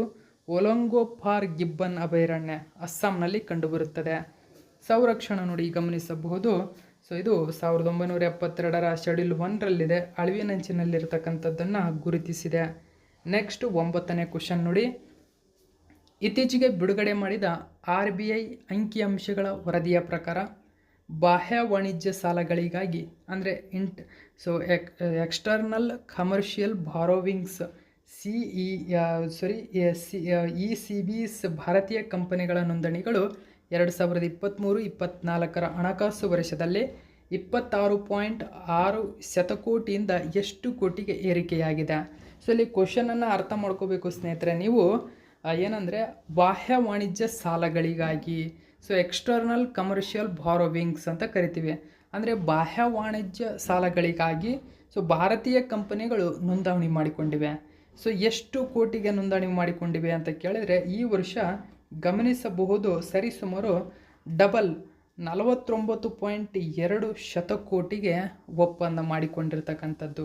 ಏನಿದು ಹಾಗಾದರೆ?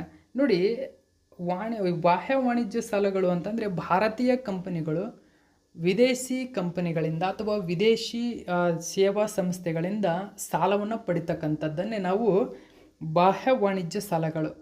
ನೋಡಿ, ಇದು ಎಕ್ಸ್ಟರ್ನಲ್ ಅಂತ ಕರಿತೀವಿ, ಅದು ಆಂತರಿಕ ವಾಣಿಜ್ಯ ಸಾಲಗಳಲ್ಲ, ಬಾಹ್ಯ ವಾಣಿಜ್ಯ ಸಾಲಗಳು.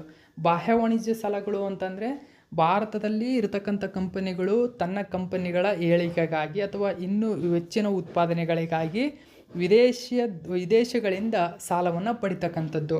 ವಿದೇಶಿ ಕಂಪನಿಗಳಾಗಿರ್ಬೋದು, ಬ್ಯಾಂಕುಗಳಾಗಿರ್ಬೋದು, ವಿವಿಧ ಮೂಲಗಳಿಂದ ವಿದೇಶದಿಂದ ಸಾಲ ಪಡಿತಕ್ಕಂಥದ್ದನ್ನೇ ನಾವು ಬಾಹ್ಯ ವಾಣಿಜ್ಯ ಸಾಲಗಳು ಅಂತ ಕರಿತೀವಿ. ಸೊ ಈ ಬಾಹ್ಯ ವಾಣಿಜ್ಯ ಸಾಲಗಳು 2023-24ರಲ್ಲಿ 2022-23ರಲ್ಲಿ 26.6 ಇಂದ 23-24ರಲ್ಲಿ ಟೋಟಲಾಗಿ 49.2 ಶತಕೋಟಿಗೆ ಏರಿಕೆಯಾಗಿದೆ. ಹಾಗಾದರೆ ಇನ್ನು ಮುಖ್ಯ ಮಾಹಿತಿ ಅಂದರೆ ಭಾರತದಲ್ಲಿ ಬಾಹ್ಯ ವಾಣಿಜ್ಯ ಸಾಲಗಳ ಯಾವ ಒಂದು ಬ್ಯಾಂಕ್ ನಿರ್ವಹಿಸ್ತದೆ ಅಂತ ಕೇಳಿದರೆ RBI, reserve bank of India ಇದನ್ನು ನಿರ್ವಹಣೆ ಮಾಡುತ್ತದೆ. ಹೆಚ್ಚಿನ ಮಾಹಿತಿ ಗಮನಿಸಿ, ಬಿಸ್ನೆಸ್ ಸ್ಟ್ಯಾಂಡರ್ಡ್ ನ್ಯೂಸ್ ಪೇಪರಲ್ಲಿ ಮಾಹಿತಿಯನ್ನು ಕೊಟ್ಟಿದ್ದಾರೆ. ನೋಡಿ, Indian firms external commercial borrowings so registration of 84% 2024, ಅಂದರೆ 84%ರಷ್ಟು ಹೆಚ್ಚಳವಾಗಿದೆ ಅಂತಕ್ಕಂಥ ಮಾಹಿತಿ ನೀಡಲಾಗಿದೆ ರಿಜಿಸ್ಟ್ರೇಷನ್ಗೆ. ಅಂದರೆ ಈ ಅಂದರೆ ಬಾಹ್ಯ ಸಾಲಗಳನ್ನು ಪಡೆದುಕೊಳ್ಬೇಕು ಅಂದರೆ ಭಾರತೀಯ ಕಂಪನಿಯೊಂದು ರಿಜಿಸ್ಟ್ರೇಷನ್ ಮಾಡ್ಕೋಬೇಕು ಮೊದಲು. ಸೊ ಹೀಗೆ ರಿಜಿಸ್ಟ್ರೇಷನ್ ಮಾಡಿಕೊಂಡಿರ್ತಕ್ಕಂಥದ್ದು 84% ಏರಿಕೆಯಾಗಿದೆ ಅಂತಕ್ಕಂಥ ಮಾಹಿತಿ ನೀಡಿದೆ. ಇದರ ಮೂಲಕ ಟೋಟಲ್ ವ್ಯಾಲ್ಯೂಯೇಬಲ್ ಡಬಲ್ ಆಗಿದೆ, ಅಂದರೆ 49.2 ಬಿಲಿಯನ್ಗೆ ಇದೀಗ ಒಂದು ಒಪ್ಪಂದವಾಗಿರತಕ್ಕಂಥದ್ದನ್ನು ಗಮನಿಸಬಹುದು ನೀವು. ಓಕೆ, ಸೊ ಅಲ್ಲಿ ಬಾಹ್ಯ ವಾಣಿಜ್ಯ ಸಾಲಗಳ ಬಗ್ಗೆ ನಾವು ನೋಡೋದಾದರೆ ECBಗಳು ಭಾರತೀಯ ಕಂಪನಿಗಳು ಸಾಲಗಳು, ಬಾಂಡ್ಗಳು ಅಥವಾ ಇತರೆ ಹಣಕಾಸು ಸಾಧನಗಳ ರೂಪದಲ್ಲಿ ವಿದೇಶಿ ಮೂಲಗಳಿಂದ ಹಣವನ್ನು ಎರವಲು ಪಡೆಯುವುದನ್ನು ಉಲ್ಲೇಖಿಸುತ್ತದೆ.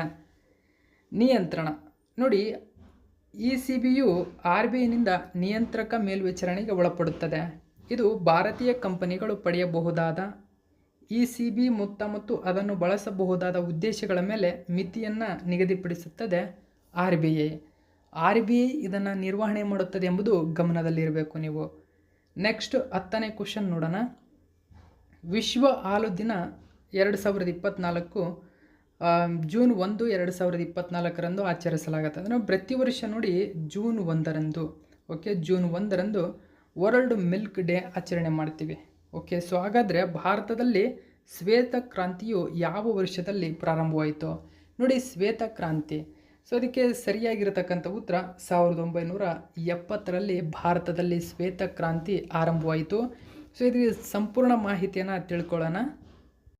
ನೋಡಿ, ನ್ಯೂಸ್ ಪೇಪರಲ್ಲಿ ಈ ಒಂದು ಮಾಹಿತಿ ಕೊಟ್ಟಿದ್ದಾರೆ. ವಿಶ್ವ ಕ್ಷೀರ ದಿನ, ವಿಶ್ವ ಹಾಲು ದಿನ 2024, ಇದರ ಸಂಪೂರ್ಣ ಮಾಹಿತಿಯನ್ನು ನೋಡೋಣ. ಸೊ ಪ್ರತಿ ವರ್ಷ FAO ನೋಡಿ, ವಿಶ್ವಸಂಸ್ಥೆಯ ಆಹಾರ ಮತ್ತು ಕೃಷಿ ಸಂಸ್ಥೆ ಈ ದಿನವನ್ನು ಸ್ಥಾಪನೆ ಮಾಡಿದೆ.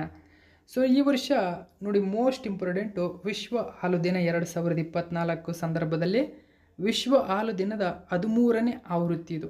ಓಕೆ, 13ನೇ ವಾರ್ಷಿಕೋತ್ಸವ ಇದಾಗಿದೆ. ಮತ್ತು ಈ ಮೈಲುಗಳ ಸ್ಮರಣಾರ್ಥವಾಗಿ ಜಮೈಕಾ ಈ ವರ್ಷ ನಡೆಸ್ತಾ ಇದೆ. ಮೋಸ್ಟ್ ಇಂಪಾರ್ಟೆಂಟ್ ನೋಡಿ, ಜಮೈಕಾ ಅಂದರೆ ಜಮೈಕಾದಲ್ಲಿ 2024ನೇ ಸಾಲಿನ ವಿಶ್ವ ಹಾಲು ದಿನದ ಸಮ್ಮೇಳನ ನಡೀತಾ ಇದೆ. ಸೊ ಈ ಪಾಯಿಂಟ್ ಕೇಳತಕ್ಕಂಥ ಚಾನ್ಸಸ್ ಇದೆ ಎಕ್ಸಾಮಿಗೆ ನಿಮಗೆ. 2024ರ ವಿಶ್ವ ಹಾಲು ಸಮ್ಮೇಳನ ಅಥವಾ ಈ ಒಂದು ಕಾರ್ಯಕ್ರಮ ಎಲ್ಲಿ ನಡೀತು ಅಂತ ಕೇಳಿದರೆ ಜಮೈಕಾದ ಡೈರಿ ಅಭಿವೃದ್ಧಿ ಮಂಡಳಿ ಇದನ್ನು ನಡೆಸಿದೆ. ಓಕೆ, ಸೊ ಮೇ 30ರಂದು ಕಾರ್ಯಕ್ರಮ ಆಯೋಜನೆ ಮಾಡಿದೆ. ವಿಶ್ವ ಹಾಲು ದಿನ 2024ರ ಒಂದು ಥೀಮ್ನ ಕುರಿತು ನಾವು ನೋಡೋದಾದರೆ, ಈ ವರ್ಷದ ಥೀಮ್ ಬಂದ್ಬಿಟ್ಟು ಜಗತ್ತನ್ನು ಪೋಷಿಸಲು ಗುಣಮಟ್ಟದ ಪೋಷಣೆಯನ್ನು ತಲುಪಿಸುವಲ್ಲಿ ಡೈರಿ ವಹಿಸುವ ಪ್ರಮುಖ ಪಾತ್ರವನ್ನು ಆಚರಿಸುವುದು ಎಂಬುದರ ಮೇಲೆ ಕೇಂದ್ರೀಕರಿಸ್ತಾ ಇದೆ. 2024ರಲ್ಲಿ ಭಾರತದ ಹಾಲಿನ ಉತ್ಪಾದನೆಯು ಸರಿಸುಮಾರು 330 ಮಿಲಿಯನ್ ಟನ್ಗಳಷ್ಟು ತಲುಪಿದೆ. ನೋಡಿ, ಪಾಯಿಂಟ್ ಇಂಪಾರ್ಟೆಂಟ್ ಆಗುತ್ತೆ. 2024ರಲ್ಲಿ ಭಾರತದಲ್ಲಿ ಒಟ್ಟು ಹಾಲಿನ ಉತ್ಪಾದನೆ 330 ಮಿಲಿಯನ್ ಟನ್ ಆಗಿದೆ.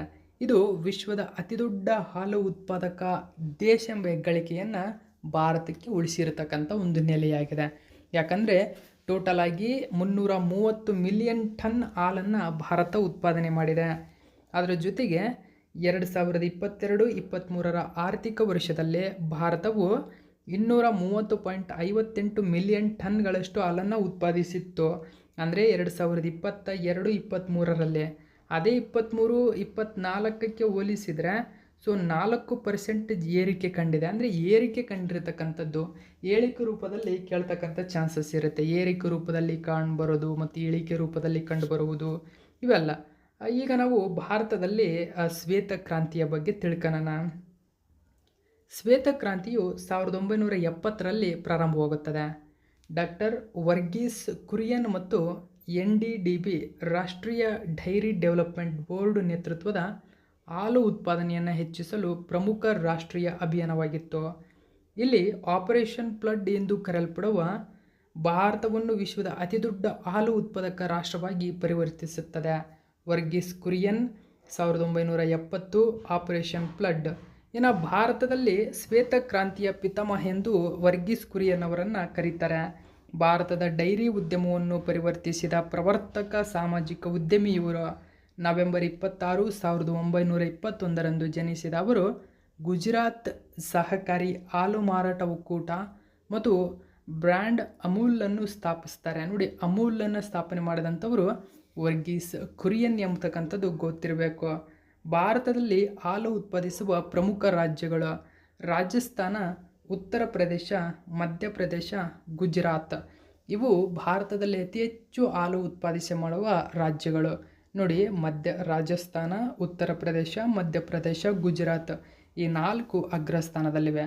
ರಾಜಸ್ಥಾನ ಭಾರತದಲ್ಲಿ ಅತಿ ಹೆಚ್ಚು ಹಾಲು ಉತ್ಪಾದನೆ ಮಾಡುವ ರಾಜ್ಯ. ಇನ್ನು ಭಾರತದಲ್ಲಿ ಡೈರಿ ಕ್ಷೇತ್ರಕ್ಕೆ ಸಂಬಂಧಿಸಿದ ಕೆಲವು ಪ್ರಮುಖ ಯೋಜನೆಗಳು.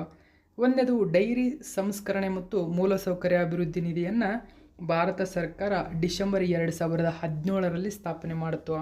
ಪ್ರಧಾನಮಂತ್ರಿ ಕಿಸಾನ್ ಸಂಪದ ಯೋಜನೆ ಇದು ಕೂಡ ಆಗಸ್ಟ್ 2017ರಲ್ಲಿ ಜಾರಿಗೆ ಬಂದಿದೆ. ಕಿಸಾನ್ ಸಂಪದ ಯೋಜನೆ. ಇನ್ನು ಜಾನುವಾರು ರೈತರಿಗೆ ಕಿಸಾನ್ ಕ್ರೆಡಿಟ್ ಕಾರ್ಡ್ಗಳು ಇದು ಆಗಸ್ಟ್ 2020. ಗಮನಿಸಿ, ಡೈರಿ ಸಂಸ್ಕರಣೆ ಮತ್ತು ಮೂಲಸೌಕರ್ಯ ಅಭಿವೃದ್ಧಿ ನಿಧಿ ಡಿಸೆಂಬರ್ 2017. ಸಂಪದ ಯೋಜನೆ ಅಥವಾ ಪ್ರಧಾನಮಂತ್ರಿ ಕಿಸಾನ್ ಸಂಪದ ಯೋಜನೆ ಆಗಸ್ಟ್ 2017. ರೈತರಿಗೆ ಜಾನುವಾರು ರೈತರಿಗೆ ಕಿಸಾನ್ ಕ್ರೆಡಿಟ್ ಕಾರ್ಡ್ಗಳು KCC ಕಾರ್ಡ್ಗಳು ಅಂತ ಕರಿತೀವಿ. ಆಗಸ್ಟ್ 2020ರಲ್ಲಿ ಪ್ರಾರಂಭವಾಗಿದೆ. ಇನ್ನು ರಾಷ್ಟ್ರೀಯ ಗೋಕುಲ್ ಮಿಷನ್ ಇದು ಡಿಸೆಂಬರ್ 2014ರಲ್ಲಿ ಪ್ರಾರಂಭವಾಗಿದೆ. ಇದು ಹಾಲು ಉತ್ಪಾದನೆ ಅಥವಾ ಡೈರಿ ಕ್ಷೇತ್ರಕ್ಕೆ ಸಂಬಂಧಪಟ್ಟಂಥ ಕ್ಷೀರ ದಿನದ ಸಂಪೂರ್ಣ ಮಾಹಿತಿಯಾಗಿದೆ. ನೆಕ್ಸ್ಟ್ 11ನೇ ಕ್ವಶನ್ ನೋಡಿ. ಇತ್ತೀಚೆಗೆ ಸುದ್ದಿಯಲ್ಲಿ ಕಾಣಿಸಿಕೊಂಡ K9 ವಜ್ರ ಎಂದರೇನು? K9 ವಜ್ರ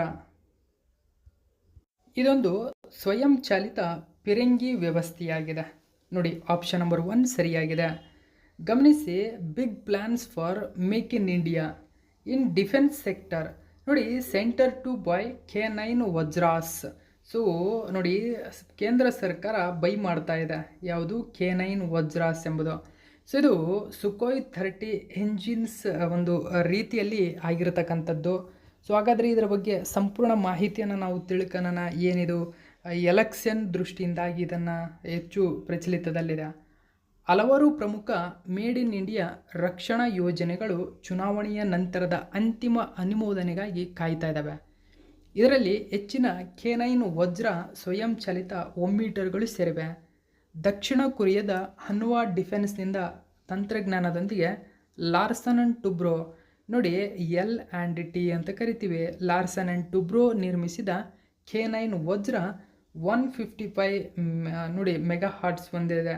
ಇನ್ನು 52 ಕ್ಯಾಲಿಬರ್ ಸ್ವಯಂ ಚಾಲಿತ ಪಿರಂಗಿ ವ್ಯವಸ್ಥೆಯಾಗಿದೆ. ಗಮನಿಸಬಹುದು, ಸ್ವಯಂ ಚಾಲಿತ ಪಿರಂಗಿ ವ್ಯವಸ್ಥೆಯಾಗಿದೆ. ಇದು ವಿವಿಧ ಸೆಲ್ಗಳನ್ನು ಆರಿಸಬಲ್ಲದು. ಎಲ್ಲ ಬೆಸುಗೆ ಹಾಕಿದ ಉಕ್ಕಿನ ರಕ್ಷಾ ಕವಚವನ್ನು ಹೊಂದಿದೆ ಮತ್ತು 15 ಸೆಕೆಂಡುಗಳಿಗೆ 3 ಸುತ್ತುಗಳ ಸ್ಫೋಟಕ ದರದೊಂದಿಗೆ 50 ಕಿಲೋಮೀಟರ್ ದೂರದ ಗುರಿಗಳನ್ನು ಒಡೆದು ಉರುಳಿಸುವ ಸಾಮರ್ಥ್ಯವನ್ನು ಹೊಂದಿದೆ. ಇದು ಇವತ್ತಿನ ಪ್ರಮುಖ ಪ್ರಚಲಿತ ಘಟನೆಗಳು. ಇದೇ ತರಹದ ಮಾಹಿತಿಯೊಂದಿಗೆ ಮತ್ತೆ ನಿಮ್ಮನ್ನು ಭೇಟಿ ಆಗ್ತೇನೆ. Thank you so much for watching my video friends.